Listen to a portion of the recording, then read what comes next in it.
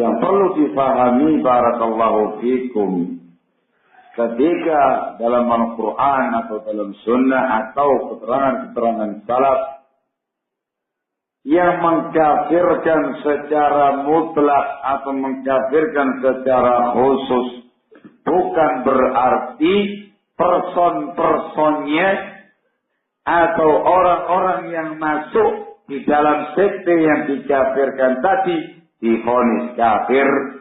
Syekhul Islam Ibnu Taimiyah rahimahullah seperti yang disebutkan dalam Majmu'ul Fatawa, yang tahqiq yang benar dalam bab ini bahwasanya suatu ucapan terkadang dihukumi kufur, seperti pemahaman ucapan-ucapan Jahmiyah yang mengatakan Allah tidak berbicara, Allah nggak dilihat di akhirat nanti.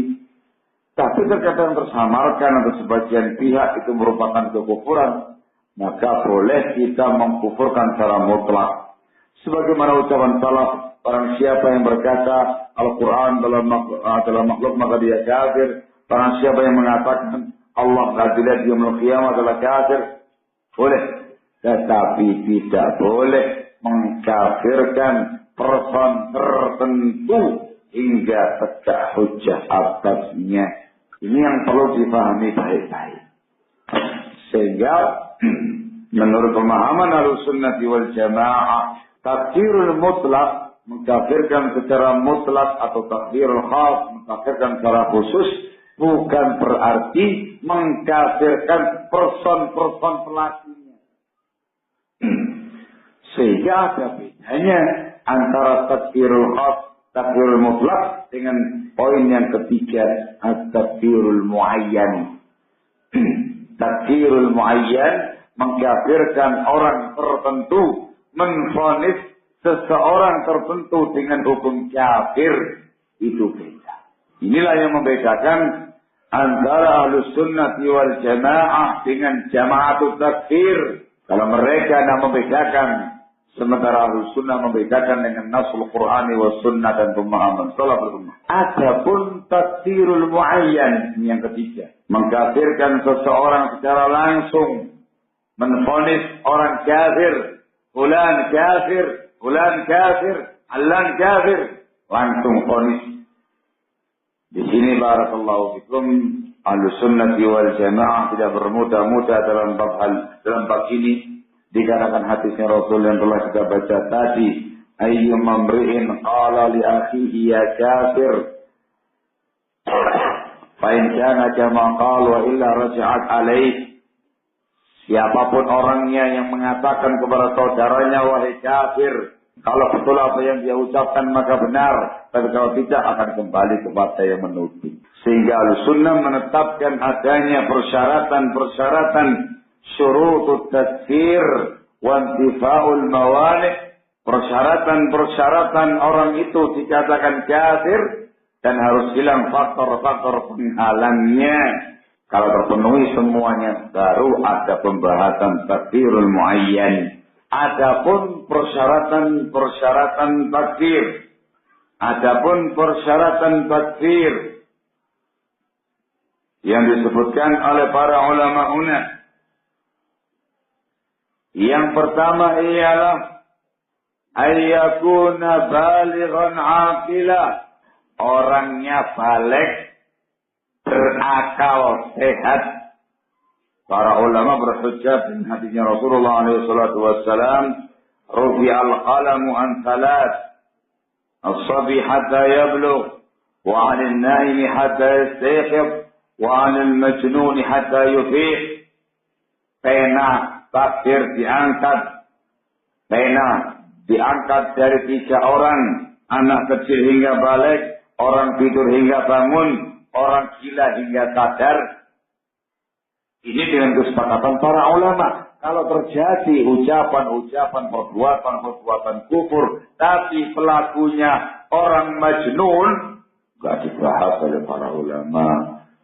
Atau pelakunya anak kecil yang belum balik, dan dibahas oleh para ulama, dikarenakan mereka mukallaf, bukan seorang mukallaf. Dinukil kesepakatan para ulama dalam bab ini oleh Ibnu Qudamah al-Maqdisi rahimahullah, dan juga oleh Imam Ibnul Munzir rahimahullah, bisa dilihat dalam kitab Al-Mughni. Syarat yang kedua, ayyaqa minhu al-qaul aw al-fi'l al-mukaffar bi iradatin wa ikhtiyarin minhu. Perbuatan dan ucapan yang dihukumi kafir itu, dihukumi kufur itu terjadi pada dia dengan kehendaknya sendiri. Tidak ada paksaan dia melakukan tindakan-tindakan kufur dengan kesadaran sendiri. Dia mengucapkan kata-kata kufur dengan kesadaran sendiri, dengan kemauan sendiri. Tidak ada paksaan, tidak ada siapapun yang menekan dia. Para ulama kita berhujjah dengan ayat Allah Subhanahu wa taala yang disebutkan di An-Nahl ayat yang ke-106.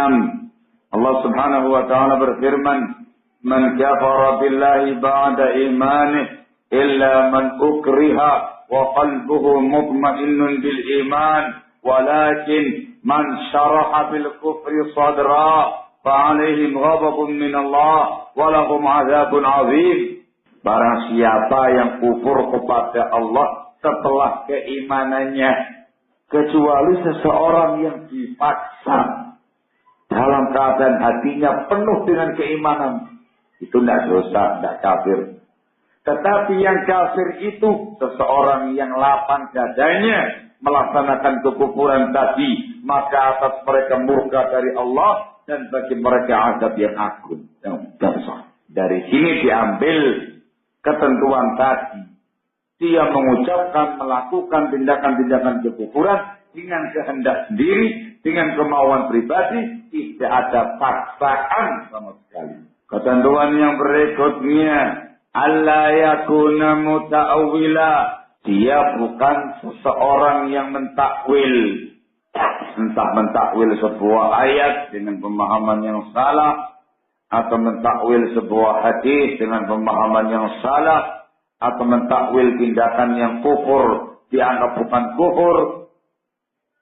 Itu semuanya takwil. Ketentuannya ayyakuna ta'wilu sa'igha. Takwilnya itu dibenarkan dalam Islam. Tapi kalau takwilnya ghairu sa'ir, takwilnya tidak diperbolehkan dalam Islam, maka bukan sebagai uzur. Dicontohkan oleh sebagian ulama kita terkait dengan bab demokrasi. Yang namanya demokrasi itu kufur. Barang siapa yang meyakini kehalalannya, maka dihukumi kafir. Tetapi ketika ada orang yang mentakwil, mengkampanyekan demokrasi, membawakan ayat wa amruhum syura bainahum, dan urusan mukminin itu musyawarah di antara mereka. Membawakan ayat perintah Allah kepada Rasulnya alaihi salatu wassalam, wasyawirhum fil amr, dan ajalah mereka bermusyawarah dalam urusan ini, wahai Rasul.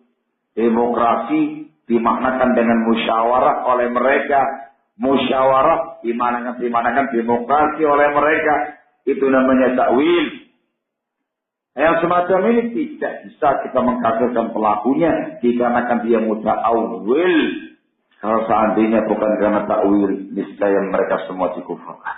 Termasuk dalam bab takwil, dalam bab uzur, ialah melakukan tindakan kekufuran atau ucapan-ucapan kufur dikarenakan tendensi-tendensi tertentu, tendensi politik atau tendensi yang lain-lainnya lagi. Itu semuanya barakallahu fikum dimasukkan dalam bab takwil, sehingga tidak bisa kita menvonis pelakunya dengan kekufuran. Waktunya kampanye pilkada, dalam rangka untuk meraih suara yang paling banyak, mendapatkan jatah kursi yang paling banyak. Sudah, semuanya diajak koalisi, semua diajak untuk koalisi bahasanya. Koalisi. Wahada orang yang mengatakan Islam, mau partainya partai Islam, yang menjunjung tinggi yang namanya keadilan, dalam rangka untuk meraih suara yang banyak. Barakallahu fikum. masuk kepada wilayah-wilayah yang kebanyakannya non-muslim, memasang panduk-panduk yang besar, barakallahu itu menyambut dengan gembira hari besar mereka dan segala macamnya, acara-acara bersama yang itu merupakan acara kekufuran mereka. Tujuannya apa? Dalam rangka untuk mendapatkan suara yang banyak, dalam rangka untuk memenangkan pilkada atau pilpres dan semisalnya, itu namanya tendensi. Apakah dikafirkan? Jawabannya tidak bisa dikafirkan. Masuk ke gereja, mengadakan acara-acara kebaktian, hadir sebagai narasumber pada acara kebaktian. Ternyata orang yang sedang berusaha mencari suara yang banyak, dukungan yang sangat banyak untuk meloloskan dia dalam pilkada 2013. Misalkan, dia Muslim, tendensi yang semacam ini barakallahu fikum tidak bisa dikafirkan secara langsung. Namanya muta'awwil.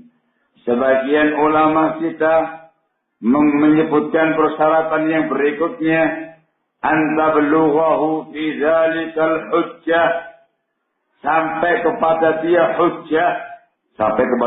hujjah, ada dalil kemudian argumentasi yang menjelaskan tindakannya kufur, ucapannya kufur. Ada yang menyebutkan demikian. Walaupun para ulama ada ikhtilaf, ada yang mengatakan harus sampai hujjah kepadanya dan harus memahami hujjah tadi. Ada yang mengatakan cukup sampai hujjah kepada dia walaupun tidak memahaminya. Itu panjang pembahasannya. Ini semuanya syuruh, persyaratan seseorang itu dinyatakan kafir secara fonis. Satu saja tidak terpenuhi, maka tidak bisa kita menvonis orang lain kafir. Akil, balik. Dengan kemauan sendiri. Tapi dia mau ta'wil, tidak dikufurkan. Tidak ada ta'wil. Tidak ada tendensi. Akil, balik. Tapi dipaksa. Terpaksa dia melaksanakan demikian, tidak bisa dikafirkan. Harus terpenuhi semua yang ada tadi. Barakallahu fikum. Ini namanya syurutut takfir, persyaratan orang itu dikafirkan. Kalau terpenuhi semuanya, itu pun belum juga dikafirkan. Harus ada keterangan berikutnya, intifa'ul mawani'. Hilangnya faktor-faktor penghalang yang menghalangi kita untuk mengkafirkan dia. Di antaranya barakallahu fikum ialah at-taubatun nasuh, taubat yang nasuha, dia bertaubat kepada Allah Subhanahu wa taala setelah melaksanakan tindakan kekufuran tadi, istighfar. Taubat istighfar kepada Allah Subhanahu wa taala, atau dia mengucapkan kalimat-kalimat kufur dikarenakan lidahnya kepleset, salah ngomong, salah bicara. Ketika ditegur dia astagfirullahaladzim, tidak bisa. Seperti yang disebutkan dalam hadisnya Rasulullah SAW, ketika seseorang yang di tengah padang pasir yang sangat luas membawa kendaraannya, ontanya atau himarnya lengkap dengan perbekalannya, kemudian dia istirahat di sebuah pohon, tiba-tiba hilang itu kendaraan dia lengkap dengan bekal-bekalnya, dicari ke sana kemari, berusaha sana kembali dalam keadaan dia sudah luar biasa keadaannya. Bayangannya mati. Dia kembali ke pohon yang sama, tempat yang sama, rebahan. Bayangannya sudah mati. Begitu dia terbangun, ternyata di sebelahnya sudah ada kendaraannya, lengkap dengan bekal-bekalnya. Saking gembiranya, mengatakan apa? Allahumma anta abdi wa ana rabbuk. Ya Allah, engkau hambaku, aku Rabbmu. Akhta'a min syiddatil farah. Salah ngomong karena saking bahagianya. Itu ma'zur. Dikasih uzur barakallahu fikum. Atau karena nisyanan lupa. Atau otaknya lagi nutup.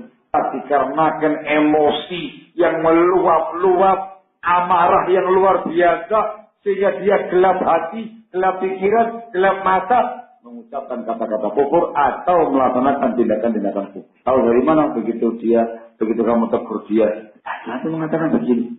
Mana kayak gitu? Dia tuh marah, ngomong kayak gitu. Ngomong apa? Atau ngomong begini. Ngawur itu, tidak boleh itu kufur ya. Kufur itu tidak boleh ngomong kayak gitu.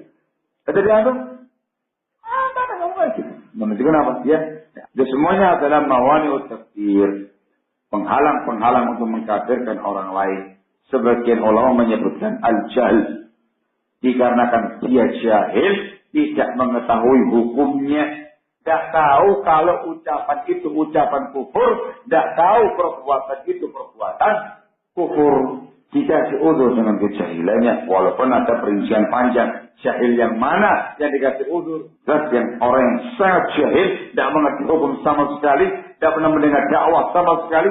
Mawani katsirah, sangat banyak penghalang-penghalang yang lain. Barakallahu fikum ala kulli hal. Karena kita azakumullah, ini semuanya perlu diperhatikan baik-baik. Tidak mudah mengkafirkan seseorang. Kemudian kalaupun seandainya terpenuhi semua persyaratan-persyaratan yang ada, hilang semua faktor-faktor penghalang yang ada, sudah lengkap komplit. Dalam bab takfir kita harus kembali kepada para ulama kita. Mereka lah yang bisa menentukan sudah terpenuhi ataukah bukan. Mereka yang bisa menimbang kadarnya dan segala macamnya. Itu para ulama. Disampaikan kepada para ulama kita, mereka yang menghukumi, ya, kafir. Ada palu yang diketok. Kalau sembarang orang yang mengkafirkan, bahaya. Dikarenakan kejahilannya atau kurangnya dia dalam perkara ilmu, akhirnya dia bermudah-mudah untuk mengkafirkan orang lain. Bayangan dia terpenuhi sudah. Ternyata belum di kalangan para ulama. Sehingga dalam takfir itu harus kembali kepada para ulama kembali pada para ulama kita. Barakallahu. Ini adalah prinsip secara global dari prinsipnya Ahlussunnah wal Jamaah. Disebutkan oleh Asy-Syaikh Al-Allamah Muhammad ibn Shalih Al-Utsaimin rahimahullah, menyebutkan dengan global pembahasan ini tadi. Maka dengan demikian diketahui bahwasanya maqalah, sebuah ucapan atau fi'lah, sebuah tindakan, terkadang dihukumi kufur atau dihukumi fasik, tetapi tidak mesti menunjukkan pelakunya itu kafir atau fasik. Mungkin karena belum terpenuhinya, tidak adanya syarat-syarat pengkafiran atau penfasikan, atau adanya faktor penghalang syar'i yang menghalangi kita untuk mengkafirkan dia atau menfasikkan dia. Wow, ini prinsipnya Ahlussunnah wal Jamaah. Barakallahu fikum. Prinsip-prinsip ini, wa nafsina azakumullah, itu meruntuhkan semua paham takfir tadi. Berbagai macam bentuk ragam takfir yang ada, hancur semuanya, runtuh semuanya dengan faedah. Mengkafirkan pelaku dosa besar, runtuh dengan faedahnya Ahlussunnah ini. Ahlussunnah tidak mengkafirkan orang dengan dosa, tapi dengan tindakan kekufuran. Yang mengkafirkan dengan perbuatan mubah, apalagi tambah ngawur. Atau mengkafirkan orang dengan suatu tindakan yang memiliki dua kemungkinan, mungkin kufur, mungkin maksiat. Juga diruntuhkan dengan faedah tadi. Atau mengkufurkan seseorang dengan tindakan yang mungkin kufur, mungkin fasik, mungkin mubah. Diruntuhkan dengan faedah ini. Juga meruntuhkan takfirul am, takfir yang mereka lakukan secara merata, mengkafirkan semua orang yang bukan golongannya, atau mengkafirkan semua orang yang bukan sektenya, atau mengkafirkan semua umat Islam di muka bumi ini, atau mengkafirkan semua umat di muka bumi dengan tambahan. Itu semuanya runtuh dengan kaidah.